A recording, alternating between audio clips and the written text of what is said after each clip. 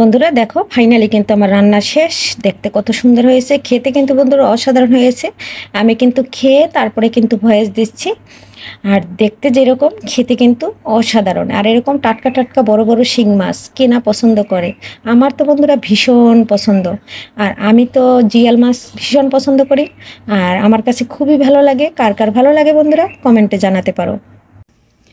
নমস্কার বন্ধুরা, সবাই কেমন আছো? আমি পাপড়ি কিচেন থেকে বলছি। দেখো বাজার থেকে কিনে নিয়েছি 1 কেজি শিং মাছ, বিশাল বড় বড় সাইজ, একবারে টাটকা। এখন আমি এটা কেটে কিভাবে পরিষ্কার করি।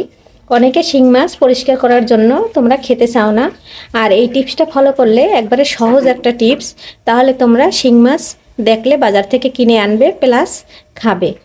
আর দেখো এদিকে আমি পেঁপে পেরে নিয়েছি গাছ থেকে।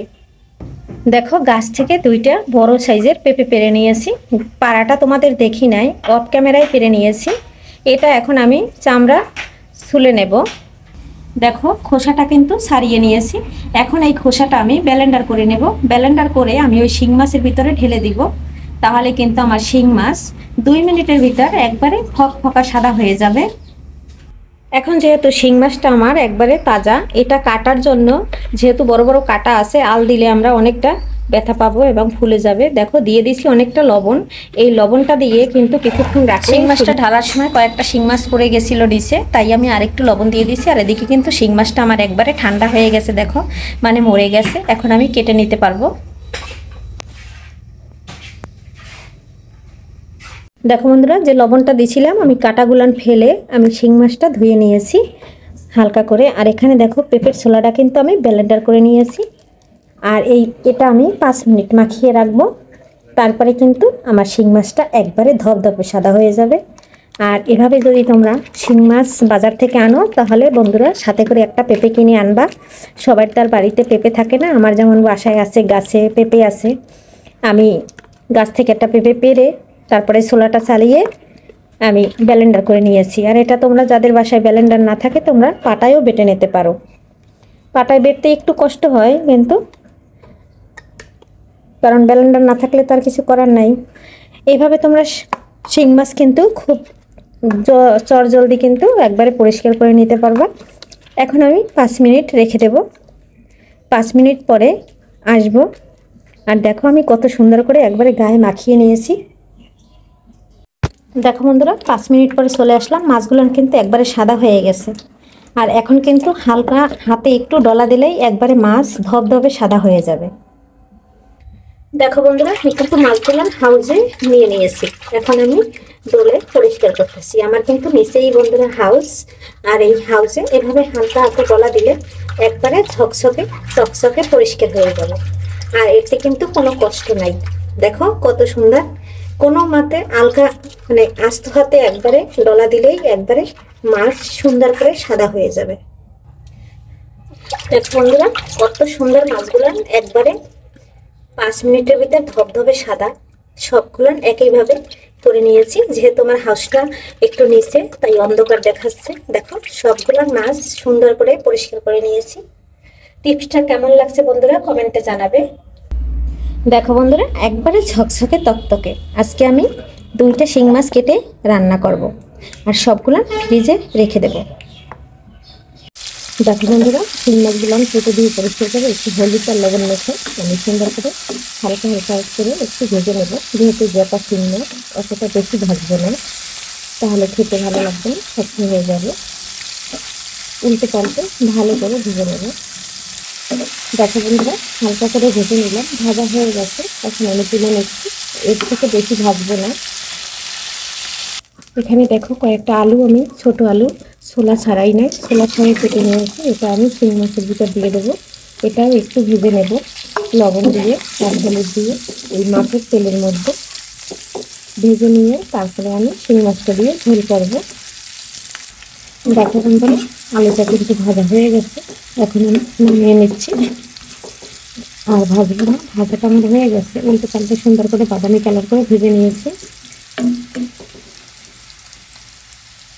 দেখো বন্ধুরা শিং মাছ বসানোর জন্য আমি কড়াই দিয়ে দিয়েছি। এখন দিয়ে দিলাম তেল, একটা তেজপাতা দিয়ে দিয়েছি। এখন দিয়ে দেবো গোটা কয়েকটা জিরা, কয়েকটা জিরা দিয়ে দিচ্ছি, এক টুকরো দারচিনি দিয়ে দিচ্ছি, একটা এলাচ দিয়ে দিচ্ছি। এখন দিয়ে দেব আমি একটা পেঁয়াজ কেটে রেখেছি, এই পেঁয়াজটা দিয়ে দিয়েছি। একটু নেড়ে সুন্দর করে কষিয়ে নিচ্ছি। কাঁচা গন্ধটা ফেলে পরে আমি বাটা মশলাটা দিয়ে দেবো। এখানে দেখো আমি পেঁয়াজ বাটা আর কাঁচামরিচ বাটা নিয়েছি, এটা এর ভিতরে দিয়ে দিচ্ছি। দিয়ে একটু নেড়ে কষিয়ে নিচ্ছি।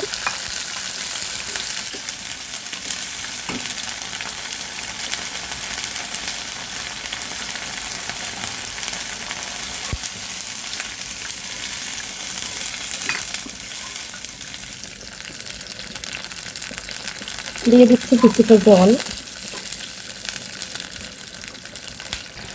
এখানে যেহেতু আমি কাঁচামরিচ বাটা দিয়েছি, তো সামান্য একটু কালারের জন্য মরিচের গুঁড়া দেবো। দিয়ে দিচ্ছি ধনিয়ার গুঁড়া। এখন দিয়ে দেবো পরিমাণ মতন হলুদের গুঁড়া। যে আলুটা আমি হালকা করে ভেজে রেখেছিলাম, সেই আলুটা আমি এই মশলার ভিতর দিয়ে সুন্দর করে কষিয়ে নেব। এখন দিয়ে দিচ্ছি স্বাদ অনুযায়ী লবণ। আস্তে আস্তে কষানো হবে। মাছটা কিন্তু আলুটা কিন্তু কষানো হয়ে গেছে। এখন আমি ঝোলের জন্য জল দিয়ে দিচ্ছি।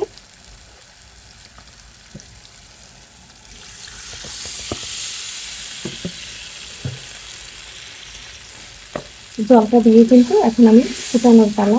তারপরে কিন্তু মাছগুলো দিয়ে দেব। ঝোলটা কিন্তু ফুটে উঠেছে। এই পর্যায়ে কিন্তু আমি মাছগুলো দিয়ে দিচ্ছি। ভেজে রাখা মাছটা দিয়ে আর কিন্তু এখন বেশি সময় লাগবে না, কিছুক্ষণ সময় রান্না করে নিলেই হবে, 2 থেকে 3 মিনিট। তাহলে কিন্তু আমার রান্নাটা রেডি। দেখো বন্ধুরা, মাছটা আমি একটু নেড়ে ছেড়ে দিচ্ছি। আর আলুটা কিন্তু একবারে সম্পূর্ণ সিদ্ধ হয়ে গেছে। আর আজকে আলুটা কিন্তু একবারে ছোট ছোট ছিল, তাই আমি ছোলা ফেলি নাই। ফেললে কিন্তু একবারে আলু একটুও থাকবে না, ছোলার সাথে অনেকটা চলে যাবে।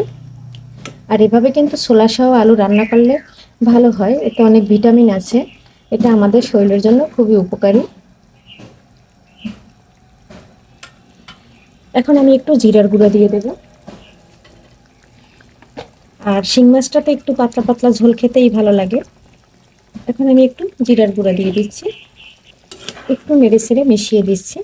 আর ফ্লেভারের জন্য দিয়ে দেবো আমি আস্ত কয়েকটা কাঁচামরিচ। বড় সাইজের 2টা কাঁচামরিচ মাঝখান থেকে ভেঙে নিচ্ছি, এটা দিয়ে দিচ্ছি সুন্দর একটা ফ্লেভার বের হওয়ার জন্য। দিয়ে একটু নেড়ে ছেড়ে নিচ্ছি। আর 2 মিনিট পরে কিন্তু নামিয়ে নেব। দেখো বন্ধুরা, রান্নাটা কিন্তু আমার রেডি। এখন আমি নামিয়ে নেব। টাটকা মাছ আর পাতলা ঝোল, এটা কিন্তু খেতে অসাধারণ হয় বন্ধুরা।